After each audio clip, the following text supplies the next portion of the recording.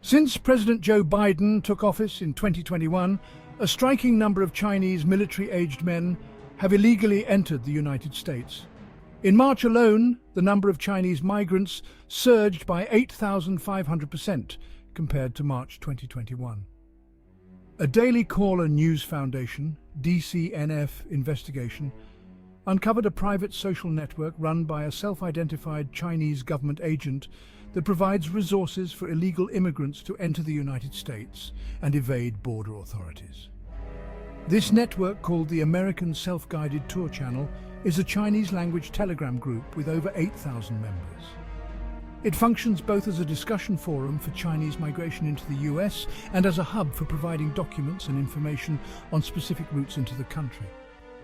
Documents in the channel identify gaps in the US border wall, instruct Chinese nationals on how to answer questions from Border Patrol agents, and provide scripts for requesting asylum.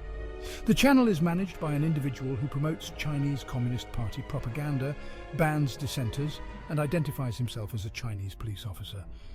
Despite the Biden administration's claims of taking decisive action to secure the border, these measures seem to be more about creating a perception of action.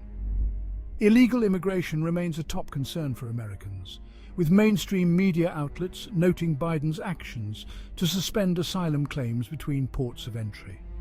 These outlets have admitted that the threshold of 2,500 crossings a day has been met at least once, with border crossings increasing by about 25% since Biden's action to suspend entry. Border Patrol continues to release those crossing illegally into the United States. Biden's executive action limiting migrants who can claim asylum went into effect at 12:01 a.m. on Wednesday, June 5th.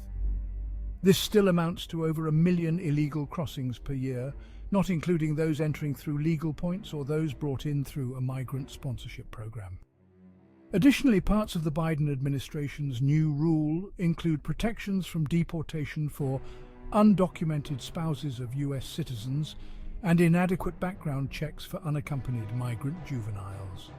The surge in Chinese migrants crossing the Darien Gap, the mountainous and densely forested region between Panama and Colombia, has been driven by China's COVID-19 lockdowns, increasingly rigid rule, and the recent flatlining of China's economy. There has been a downturn in the Chinese economy. People have become unemployed, and there's discontentment about the government's tight policies, said Min Zhou, a professor of sociology at the University of California, Los Angeles. More than 37,000 Chinese citizens were arrested for illegally crossing the southern border in 2023, nearly 10 times the total in 2022 and more than double that of the entire previous decade. The Chinese migrants are particularly vulnerable, says Giuseppe Loprete, head of mission in Panama for the United Nations International Organization for Migration. They are seen as more wealthy, and so they can be targeted. The language problem also means that if something happens, it's more difficult for them to access medical attention.